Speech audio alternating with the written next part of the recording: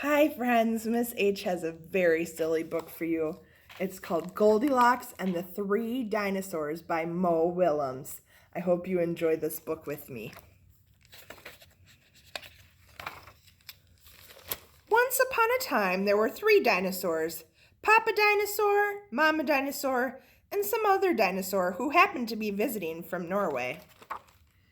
So there's Papa, Mama, and the Norwegian dinosaur.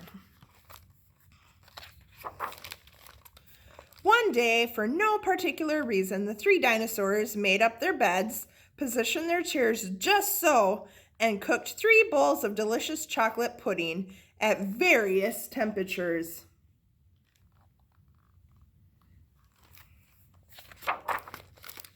"Oh boy," said Papa Dinosaur in his loud, booming voice. "It is finally time to leave and go to the, someplace else."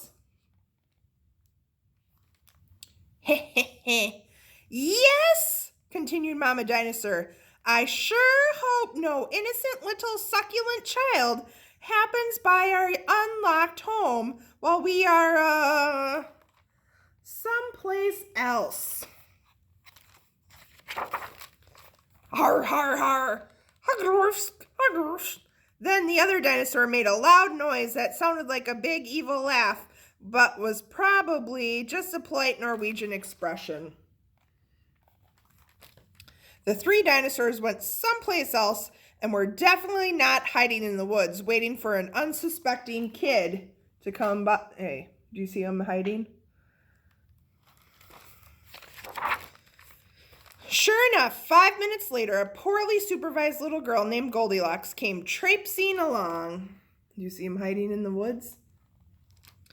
Just then, the forest boomed with what could have been a dinosaur yelling, "Gotcha!" But I'm pretty sure it was just the wind.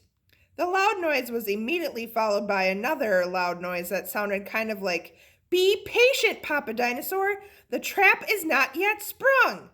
But that could have been a rock falling or a squirrel.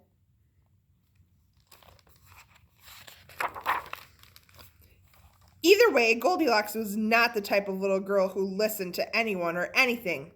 For example, Goldilocks never listened to warnings about the dangers of barging into strange, enormous houses.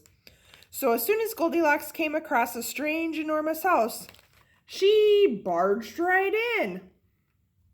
That's not nice manners. Inside, Goldilocks immediately smelled the 3 bowls of delicious chocolate pudding. "Mmm," said Goldilocks. "That chocolate pudding smells delicious. If only I could get all the way up to the top of that counter." Then Goldilocks noticed a very tall ladder that just happened to be there and certainly wasn't left there on purpose. Goldilocks climbed up the ladder and found herself face to face with 3 gigantic bowls of chocolate pudding. Do you like chocolate pudding? I do. The first bowl of chocolate pudding was too hot, but Goldilocks ate it all anyway because, hey, it's chocolate pudding, right? The second bowl of chocolate pudding was too cold, but who cares about temperature when you've got a big bowl of chocolate pudding? Not her. So she ate Mama's and Papa's. The third bowl of chocolate pudding was just right, but Goldilocks was such on a roll now, she hardly noticed. Soon Goldilocks was stuffed like one of those delicious chocolate-filled little girl bonbons, which, by the way, are totally not the favorite things in the whole world for hungry dinosaurs. Tired and groggy, Goldilocks noticed 3 chairs in the living room, so she climbed down the ladder and walked out of the kitchen. The first chair was too tall. The second chair was too tall. But the third chair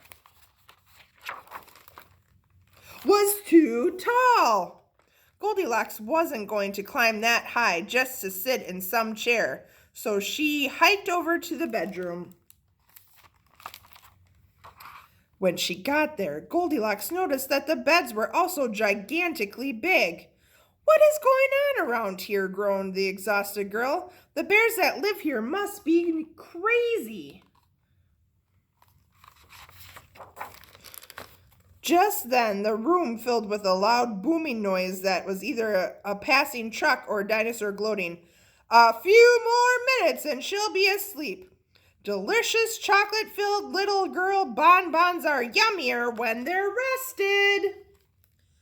Even a little girl who never listened to anyone or anything had to hear that.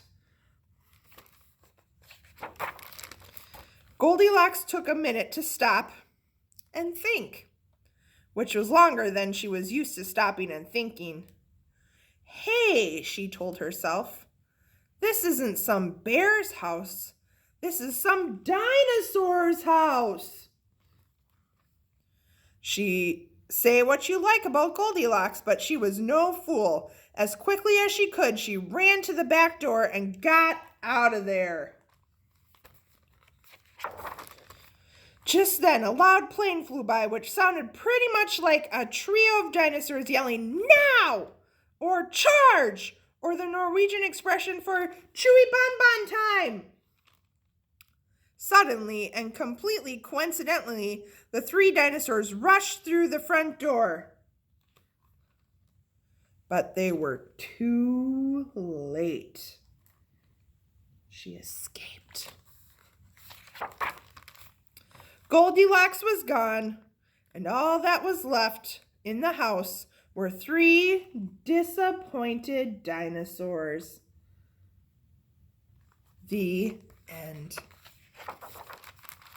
And the moral of the story is, if you ever find yourself in the wrong story, leave. There are the bears. The end. I hope you like that silly story.